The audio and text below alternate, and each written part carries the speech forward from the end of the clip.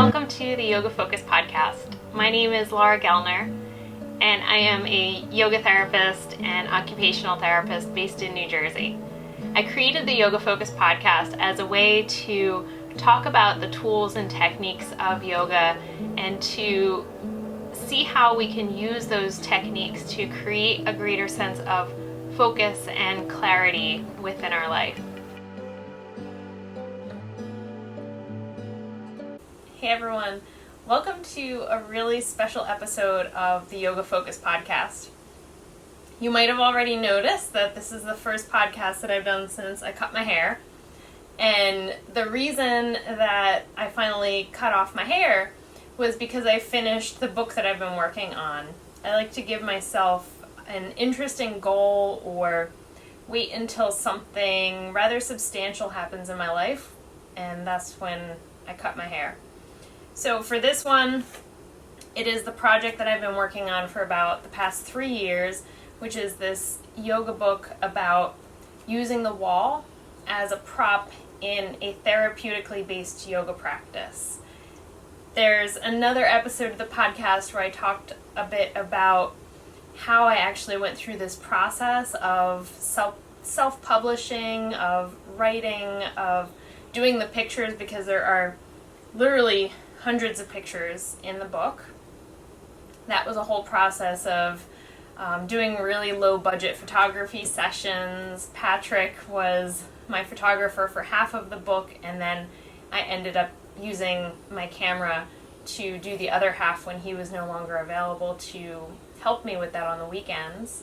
So this whole process has finally come together, and I have this tangible product of all of that hard work.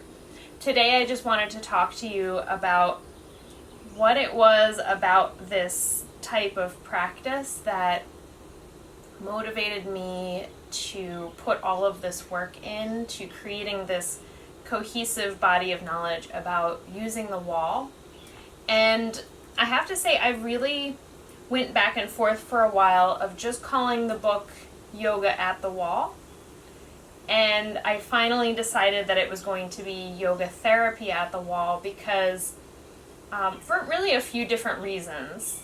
One of which is that my background, my education is beyond what would be encompassed in normal yoga, because I have training as an occupational therapist and as a yoga therapist. The information in this book is a little bit beyond the scope of what somebody who just has a 200-hour Yoga Alliance certification would really be pulling into their practice. Is that to say that this book is only for yoga therapists? No, definitely not. I think this is actually going to be something that I pull a lot of information from when we do our next teacher training at Hummingbird Yoga in the fall. The very first part of the book is the language of anatomy. And one of the things that I love about the teacher training that we do at the studio is that usually day one, I'm the first person to start the teaching process, and we start from understanding the body and looking at the 12 body systems that come together to create this thing that's going to be in front of us when we're teaching. And then starting to develop your language as a teacher, and not even necessarily the language that you're going to use constantly when you're teaching, but the language that you're going to use to gain knowledge about the body and to describe movement. I like to say that yoga postures, of course, are 1/8 of the system. There are all these other different components, so you may or may not practice physical postures, but as teachers, if you focus on teaching physical postures, you are a movement professional. And if you want to be included with other movement professionals like physical therapists and personal trainers and athletic trainers and all these people who work on the body, if we want a seat at that table, we need to know the language. Not just the Sanskrit of yoga, but we really need to know that universal language of anatomy. So that's the very first thing that we do during teacher training. It's also the very first thing in this book. One of the things that I was struggling with when I would teach the anatomy and physiology portion of our yoga teacher training was my students would ask for a book that described all of these things. And I have some really great yoga anatomy books, but none of them have the foundation information in the beginning of what are the planes of movement, what are the terminology that we use to describe movement on each of those planes in each of those joints. So that was how I decided to structure the book. Very first thing, the full breakdown of the planes of the body, the terms that we use, proximal and distal, superior and inferior. And again, these are not the terms that you're going to use when you're describing things to students in a general population, unless you were teaching specifically to people who had a medical background or a movement background. You wouldn't so much be using these kind of terms, but when you're reading journal articles, when you are reading texts that talk about anatomy, this is the language that you need to have under your belt so that you can absorb that new information. And that's so important for keeping yoga teachers updated in the modern world of movement science so that we don't get stuck with movements and techniques that are based on information that's outdated. We need to have that language so that we can constantly be learning and updating our practice. There are specific pictures that go through each of the movements of the body on each of the planes of the body. And then the rest of the book uses those terms. And I think to look at them and to think, okay, this is elbow flexion and this is elbow extension is one thing, but to actually integrate that into, okay, well, how would I use that language? How would I describe different poses? What does that do to the muscles? That's a whole different process of actually using the language. And you can think about any other language. I know for me, I tried to study Spanish. I took Spanish for 3 years in high school, and it really didn't go well. I was an excellent student in everything except for Spanish, and I found that it was because I was just using it for that 45 minutes or an hour that I was in the classroom, and not at all for the rest of the day, and didn't practice it since then. So when we went to Puerto Rico, my Spanish was super rusty. Whereas if you actually go to a place that uses that language, and I was forced into it, and I did feel like when I was in Puerto Rico for that week, little words started to come back because I was struggling and digging really deep to find them. But that gave me an opportunity to actually practice saying them and using them in a real life situation. And I think the same thing has to go for the way that we study anatomy. It's about practicing speaking with that language so that it gets very ingrained in you. But we have to practice being able to switch back and forth really quickly. And this is what I see a lot of therapists in a clinical setting struggling with this, that we need to be able to type our notes and speak to each other in anatomical terminology and proper clinical terms, and then we need to really quickly switch gears. When you're talking to the patient or when you're talking to a family member, you need to explain that in the simplest, clearest terms possible. So that's a skill that we need to develop, to be able to switch really quickly back and forth depending on who our audience is, so that we're more effective at that communication. But definitely as you go through the manual, this is going to help you to integrate those anatomical terms because I use them throughout the book. It's broken down into areas of the body. I found that that was the most effective way for me to organize the different chapters. But after you go through the language of anatomy, the next section in the book is the introduction. And in the introduction, this was really where I decided to use the name Yoga Therapy at the Wall instead of just Yoga at the Wall, because I wanted to base this whole body of knowledge on integrating the nervous system and utilizing breathing techniques as a way to self-regulate. as a way to actually impact and change our physiology, which I think is what a lot of people get from their yoga practice without even realizing it. It's kind of something that happens that when you walk into yoga, you're a little bit tightly wound, maybe a little anxious, unsettled. When you walk out of yoga, you usually feel more relaxed, more at ease, more grounded. And we know that that experience exists. The mechanism of it, a lot of us don't really bother to think about that. We just know if I go to yoga class, it's going to get me to that point, which is great.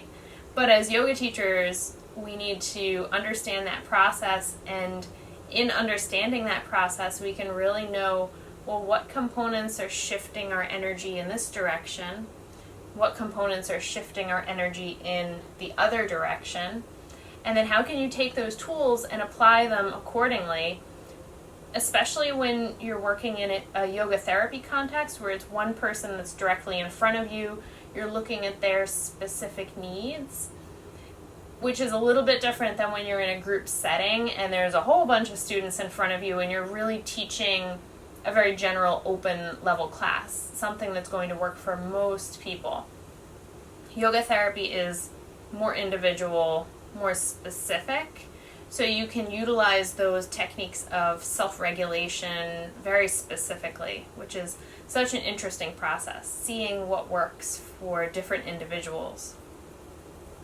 Okay, that first chapter, or it's actually not even a chapter, it's just the introduction, goes through the difference between yoga and yoga therapy. And I think the main difference between that is the background of the teacher, the background of that person, the amount of knowledge that they have. When you do your 200-hour teacher training, it's only 20 hours of training in anatomy. And I can tell you personally from teaching those 20 hours, you are cramming in a huge amount of information into those 20 hours. And I think a lot of students, if they don't have a background in that kind of stuff already, that can be an overwhelming amount of information that doesn't all get absorbed. So the yoga therapy training happens over usually a longer scope. A lot of people take 2 or 3 years to complete it, and it's broken down into modules most of the time, so that there's a longer process of learning, utilizing it, and then going back and learning more and just layering that information. The other really big difference is that a general yoga teacher might have a little bit of information about how to prevent yoga injuries and things like that, where the yoga therapist is going to get trained specifically in conditions that happen to the body and conditions of our mind and our emotions, so psychological conditions as well as physical conditions, and then knowing how to tailor the practice according to what that person has and what their goals are. It's a specifically created practice to help people to move in a certain direction, where, of course, a general group yoga class has a therapeutic effect. You feel better when you leave, but it wasn't something that was specifically applied to you as an individual. It's usually something that's generally going to help most people in that class. That's a little bit of the difference between yoga and yoga therapy. And because I used so much of the anatomical terminology especially, that was one of the reasons that I felt like calling this book Yoga Therapy was more accurate. But it is definitely something that can be digested by a yoga teacher who has a general certification or a student who has a deep desire to learn more about the practice, for sure. This is all very digestible information. So then we get into the actual meat of the book. One of the first chapters, I go into the details of why. Why is the wall such a unique prop? In the beginning of the chapter, I have this list of words that I feel like summarize the feeling that you get during a lot of the sequences and practices that we do at the wall. And a few of the really key ones are stability, awareness, balance, integration, cohesion, boundaries, protection, challenge, and wholeness. When we look at the entire scope of really what's covered in the book, you'll notice that some of the movements, some of the sequences are very accessible, even if you're not in the best physical condition. A lot of the things in here can be done just leaning against a wall and standing, and these are definitely things that I utilize in the therapy clinic when I'm working with people who have different neurological conditions. These are things that I've used in the clinic for several years now and found to be very effective, and people really like using the wall for support when they're doing different stretches or to feel their posture. That's one of my favorite things, to have somebody stand back against the wall and really feel what their alignment is if they didn't have that internal sense already of where their body was in space. Because a lot of neurological conditions will change our sense of proprioception. It makes it more difficult for that person to feel where their body is in space, and the wall immediately gives them feedback of this is where your body is. So that's very comforting to really feel that. Sometimes not comforting, sometimes challenging, because you realize I thought I had pretty good posture, but now I can feel that my head is really far away from the wall, and I didn't realize that. So I get that response a lot too.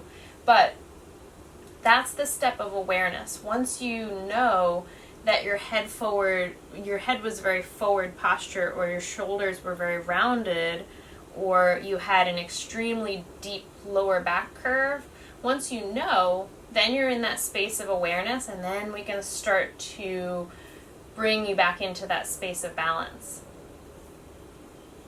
The most interesting thing about practice at the wall, though, is that we have those things that I can utilize in a clinical setting, but then we also have the poses that are really very physically challenging. And I think for some people, when they think of the wall, it's that immediate idea of, oh, if I can't do a handstand or I can't do a headstand without support, I go to the wall. And that's kind of the end of the use of the wall as a prop. But there are a whole area of postures that you really can't do without the wall. One of them is a version of plank pose where the hands are on the floor and the feet are actually lifted about 1.5 feet off of the floor. The soles of the feet are resting on the wall. So it's this elevated version of plank. It's very challenging to hold. Lots of upper body strength and shoulder stability and core stability is required for you to hold that. Much more than holding plank in the traditional sense where the feet are on the floor. And I always thought that was an interesting contrast of making certain poses so much easier physically and so much more accessible to people who have some sort of physical challenge, and then taking it to the opposite extreme of somebody who's been doing yoga for a very long time, already has a strong foundation of strength and body awareness. They can take that to this whole other level of challenge. So it really offers something for everybody.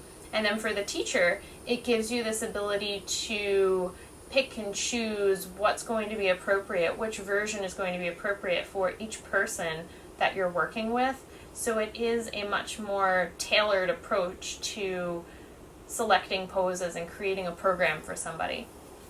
The next thing that I think makes practicing yoga at the wall really unique is the ability to play around with gravity, more so than when we're on our mat. I mean, one of the unique things about yoga practice is that we're right side up, we're sideways, we're upside down, we're on our belly, we're on our back. We have this constant changing in our orientation to gravity, which I think is a very therapeutic part of yoga, because we spend pretty much all of our day in a very upright seated or upright standing posture.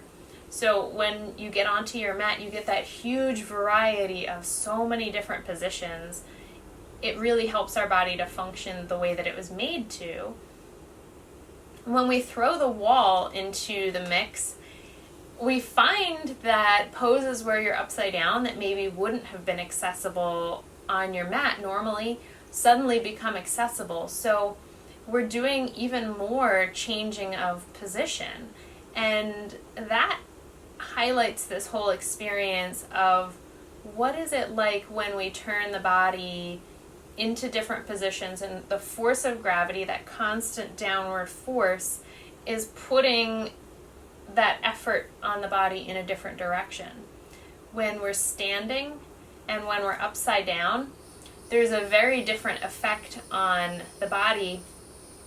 And just to pick one example, the fluids in our body respond to gravity. Our blood pressure in our legs is stronger, it's higher than the blood pressure in our arm or in our head, because gravity is pulling everything down.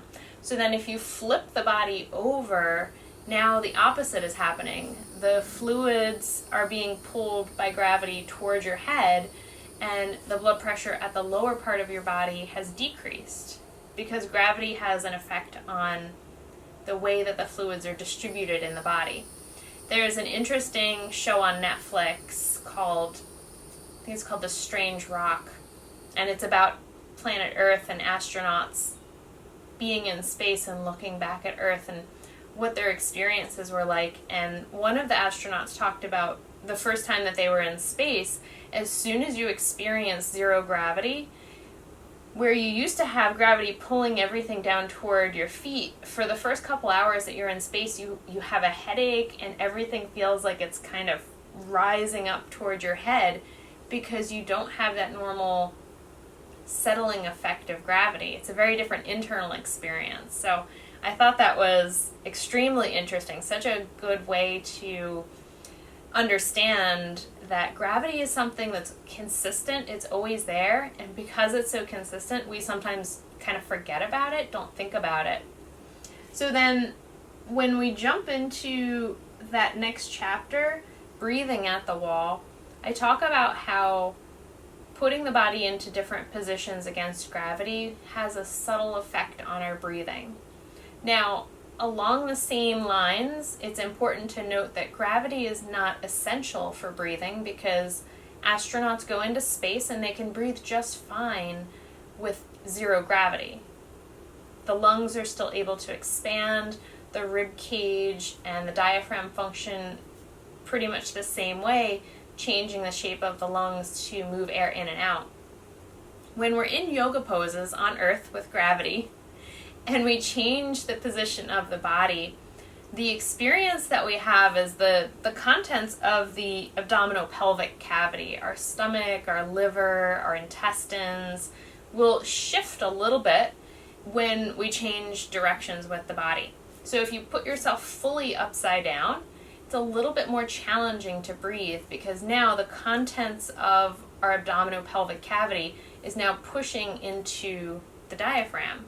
So that changes the experience of breathing. It might not be something that we're always aware of, but I like to look at very extreme examples so that we can kind of understand and make sure that we don't miss some of that subtlety.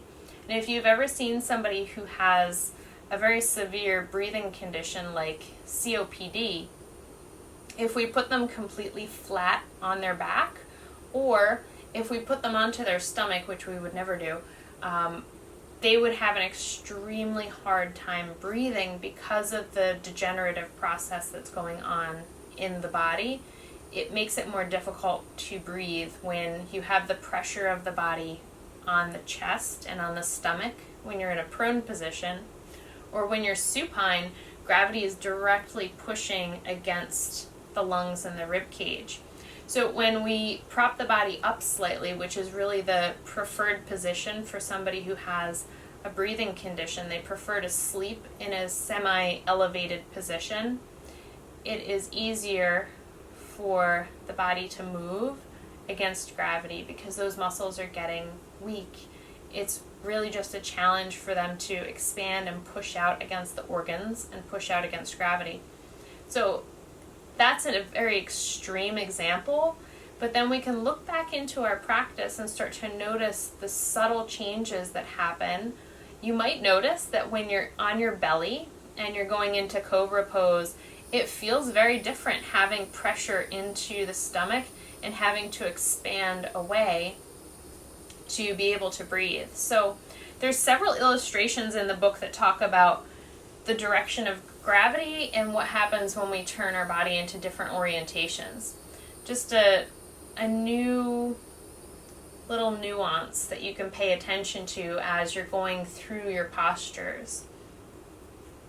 So going back to why practicing yoga at the wall is so unique, one of the things that we get from practicing at the wall is awareness of our back body.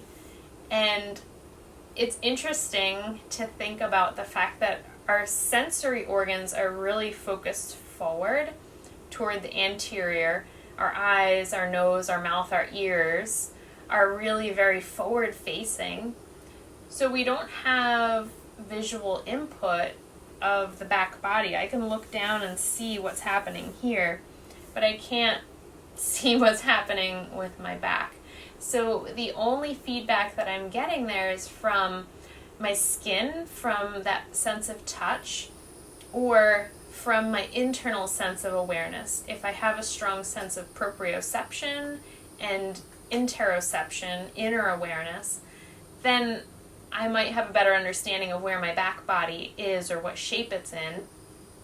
But if I lacked those senses, then placing my body against a wall and getting pressure and getting external feedback is something that's going to help to increase my body awareness.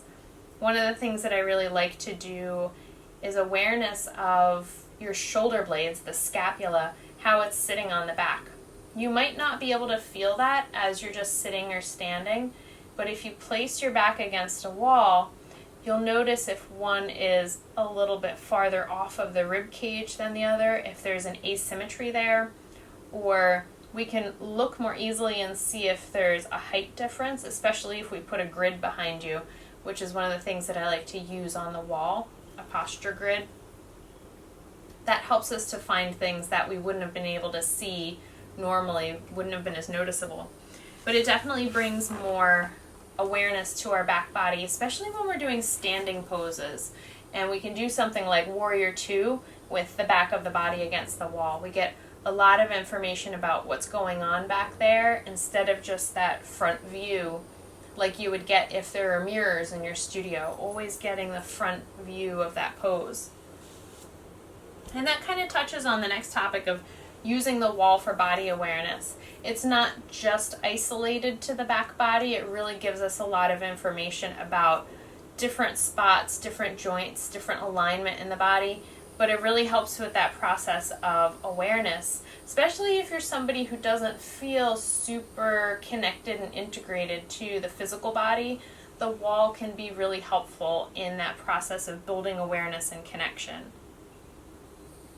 The next reason that I really like wall practice is because in Ayurveda, in the sister science to yoga, we talk about these 3 different doshas, which are personality and body composition characteristics. They're like these categories of what makes us us. And one of the most common compositions is the Vata dosha. And Vata is the air and ether element. This is the most common dosha. It is my primary dosha. It is the reason why I can be creative and I can come up with new ideas and create things. Because Vata is my primary dosha, if that is out of balance, I can also get very scattered, unfocused, frazzled, anxious. And you can kind of think, well, those sound like really common things, and you're correct. A lot of people have Vata out of balance. We usually say deranged, but that sounds really terrible. So if your Vata is out of balance, you will feel unsettled, ungrounded, unable to focus. And a lot of the postures and the sequences that we do at the wall have the effect of balancing Vata, of making you feel grounded, allowing your mind to settle, and allowing you to hold your focus on what it is that you're trying to do. So that's a huge benefit of using a prop that's as stable and supportive as the wall. Along those same lines, the wall for some people can create this sense of safety because it is a sense of support, where some students might be nervous to try a particular pose in the middle of the room. A lot of people have that fear of standing on one foot if their balance isn't great. They might not even touch the wall, but just being near it, just having that proximity gives them that sense of, well, it's okay. If I do wobble, I can just put my hand out. And in that sense of feeling safe, they have the confidence to execute that pose that they wouldn't have tried in the middle of the room. I think along with that can also come a sense of emotional security that for some poses, being in the middle of the room and being really open creates a strong sense of vulnerability. And I noticed a pattern with myself that I will, when I'm going into a yoga class, I will tend to put my mat either on one side of the room or the other. I don't like being in the middle of the room as much. And I didn't really think about that until very, very recently, that I feel a greater sense of security when I have that wall on one side, even though in a normal vinyasa practice I probably wouldn't use the wall as a prop. I just like placing my mat near it because it makes me feel some sense of security. So I think that was interesting and probably a subconscious level of why I wanted to write this book. The next topic that I'll talk about is kind of the more obvious one, which is using the wall for balance and that sense of security that it does give people. When I work with people who have balance deficits, we almost always put something in the vicinity that if you need to hold on to it, like a chair or a table. A lot of work we do at the kitchen countertop because that's something that people can do at home. But using that as a place to explore balance. And it's such an important thing to work on because this is a very functional component of what we do in the physical practice of yoga. We are maintaining our range of motion at different joints. We are doing all of these things that keep us strong and help us to have good mobility so that we can pick things up and reach for things and bend over. And we also need to maintain our balance, especially when you start working with older populations. Falls are a big concern. It's really the number one thing that we talk about when somebody comes into the therapy clinic. We want to know, have you had partial losses of balance? Do you wobble a lot? Have you had falls? Have you had falls where you've injured yourself, like broken a bone?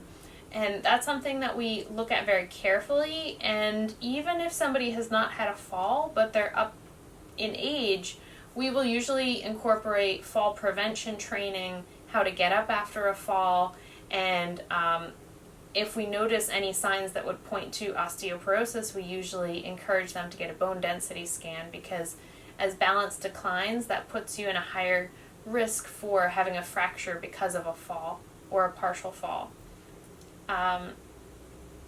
Balance is something that I try to incorporate into every single class, and every teacher is different, but I encourage you when you're doing your lesson planning to always try to work in a few poses that specifically work on balance. It's really going to be something that helps your students at a functional level to be able to live a very normal, happy life because their balance is strong. The next thing that I'll talk about at the wall, which is really pretty unique to the wall, is body rolling. Taking a ball, and we've done this in my class recently, and I'm going to be teaching a workshop about this pretty soon. Taking a ball and rolling out the muscles in the neck and the shoulder, the back, the chest, the lower back, all around the hips, the outside of the legs. There's so many different spots that you can reach at the wall. When you have a ball and you can like move your body around and really explore the muscles, it helps with that whole sense of body awareness of, oh, I didn't realize I was tight there. I didn't realize I had a knot there, but now that I'm pushing on it, I can feel that was going all the way up into my neck. So it really helps with that process of building a better connection to your body and giving you tools to have a really strong self-care practice. That is such a big component of working on your posture and doing these different muscle rolling techniques, doing the breathing techniques. All of those things can be integrated into your regular self-care practice. The next part of practicing yoga at the wall that I think is very unique and beneficial is this idea of bringing variety into our movement patterns, specifically for the purpose of avoiding repetitive strain injuries. And I think recently yoga injuries have been getting more attention, and we've been talking about it more. It's kind of a topic that was once kind of taboo, to talk about the fact that you could actually injure yourself in yoga practice, that it wasn't this perfect, always healthy, amazing healing process. Sometimes yoga and the physical postures that we do can hurt our body. And that's the truth with any kind of movement system, whether you're a dancer or you're skiing or you're playing soccer. There's always a risk that you can injure yourself when you're moving your body if you overdo it. Yoga is exactly the same way, but in a kind of unique way, since we're always pushing our body into our end ranges of movement, and we're doing certain movements over and over and over, especially in a vinyasa style practice, that opens us up to this category of injuries called repetitive strain injuries or repetitive stress injuries. Specifically for the wrists, the shoulders, the hamstrings, and probably some other areas that I'm not thinking of right now, but those are the ones that I see most commonly, wrist and shoulder a lot, because when we're doing a vinyasa practice, a teacher who wants to make the class hard and just keeps putting in that transitional vinyasa over and over and over, you might do it 50 times throughout the scope of an hour or a 75-minute class, doing that specific weight-bearing, lowering down, lots of pressure in the wrist and lots of body weight in the shoulder in that one movement pattern over and over, is the exact recipe that will cause a repetitive strain injury. The way that we avoid that is by strengthening our body in different ranges of motion, by bringing variety into our movement so that we're not just strong in one very specific movement, we have a greater diversity of strength and stability because we've practiced different movements. The wall opens up this whole plane so that we can practice chaturanga with our hands in different directions, we can do different wrist strengthening movements, we can add all these other things into our practice that might not necessarily be accessible when you're practicing just on your mat. The one really key part of that I like to focus on is chaturanga, because so many people come to yoga after being very sedentary or having a desk job or doing a lot of driving where the upper body posture is not great. There's a lot of weakness in the posterior chain muscles, the upper back. The rotator cuff is probably not very strong. The upper body is just not prepped for weight bearing, which is one of the things that we talked about in the last episode of the podcast, how the upper body really needs a lot of preparation to be an effective weight-bearing structure. It can, as long as you build that foundation, but a lot of us are so goal-oriented when it comes to achieving yoga poses that we push ourselves beyond where we probably should safely be at that time, instead of allowing that gradual natural progression of the poses. Or when there's an inconsistency of practicing, that opens you up to injury as well. So if you practice really strongly for 2 weeks and then you stop for a week and then you go back to that same class, your body has lost some of what you were working on previously. You can't expect it to be in that exact same spot that it was when you were practicing for a few weeks consistently. So you always have to take that into consideration. But the wall becomes this training ground where we can start to introduce different movement patterns, where we can work on different muscles and explore those movements in a place where you don't have full weight in the arms, especially in the case of practicing chaturanga. I always joke with my students that when you're doing chaturanga at the wall, your form is amazing, it looks perfect, you have such incredible control because you don't have your full body weight and you're not like scrunching and holding on for dear life, trying not to flop yourself onto the floor. So that gives you this opportunity when you're at the wall and you can control it to feel the alignment. Oh, this is what I'm trying to do that I couldn't do when I was on my mat. And that becomes this whole aha moment and really helps people to see the difference that when I do have adequate strength to do that movement, it's this whole other experience. So the wall as a way to increase our movement repertoire and to prevent repetitive strain injuries from doing too many repetitions of certain poses the same exact way. The next section is going to be about exploring movement, and I started to go into a little bit of like movement physiology and the different types of stretching, the difference between active range of motion and passive range of motion. But we'll leave that for the next episode. And I'll also talk about some of the other chapters in the book for the next episode. There's literally so much information in this book. I could teach multiple workshops just from the 160 pages of this book. But I wanted to let you guys know that coming up in a couple of weeks at the end of July, I'm going to be doing a collaboration with Dr. Melissa West. And we had done a collaboration video, I think it was last year, where I did a video for her channel and she did a video for my channel about the neck. And we had such a great time doing that we decided this was a good time to do another collaboration. So Melissa's going to be doing a yin at the wall, and I'm going to be creating a video for her channel about posture and growing taller using techniques at the wall. So definitely go onto YouTube and make sure that you follow Dr. Melissa West. It's her lifestyle channel. She has 2 different YouTube channels, Yoga Lifestyle with Melissa, and there's just a huge variety of topics that she covers.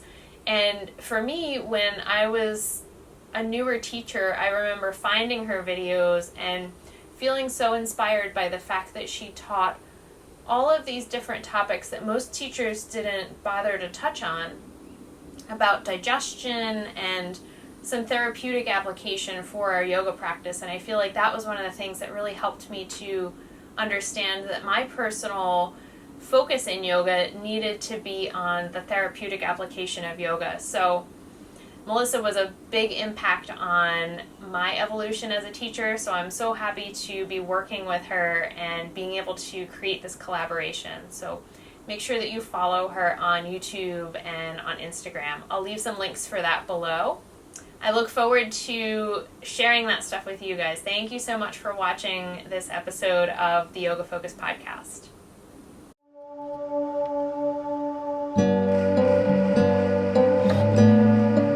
Thank you so much for joining me in this episode of the Yoga Focus podcast. If you'd like to leave me a comment or a question, you can go over to my YouTube channel at Laura G Yoga and leave a comment under the video format of the podcast. Or you can go onto my Instagram, which is also at Laura G Yoga, and leave me a question or send me a direct message on there. If you want to ask a question for a future podcast topic, go over to the Anchor app on your phone and you'll have an option on there to send me a voice message and you might be featured in a future episode.